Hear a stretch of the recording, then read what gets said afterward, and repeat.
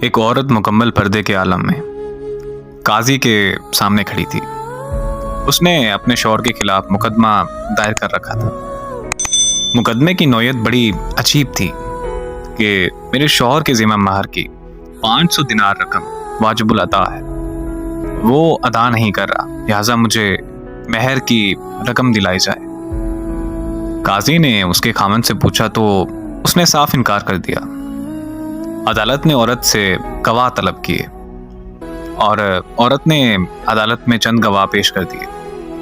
گواہوں نے کہا کہ ہم اس عورت کا چہرہ دیکھ کر ہی بتا سکتے ہیں کہ یہ واقعی وہ عورت ہے جس کی گواہی دینے ہم آئے ہیں، لہٰذا عورت کو حکم دیا جائے کہ وہ اپنے چہرے سے نقاب ہٹائے۔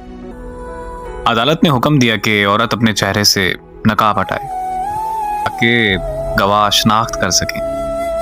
ادھر عورت تذ بذب کا شکار تھی کہ وہ عورت نقاب اتارے یا نہیں۔ گواہ اپنے موقف پر مصر تھے۔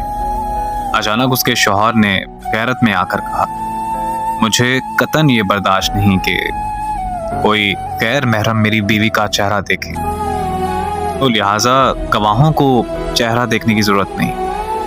واقعی اس کی مہر کی رقم میرے ذمہ واجب الادا ہے۔ عدالت ابھی فیصلہ دینے والی ہی تھی کہ وہ عورت بول اٹھی کہ اگر میرا شوہر میرا کسی کو چہرہ دکھلانا برداشت نہیں کرتا تو میں بھی اس کی توہین برداشت نہیں کر سکتی۔ میں اپنا مہر اپنے شوہر کو معاف کرتی۔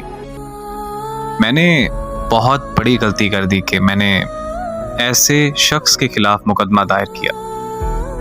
دیکھیں جی، اسلام میں اور قرآن میں سب سے زیادہ عزت عورت کو دی گئی ہے، تو عورت کو بھی چاہیے کہ اپنی اس عزت کو برقرار رکھے۔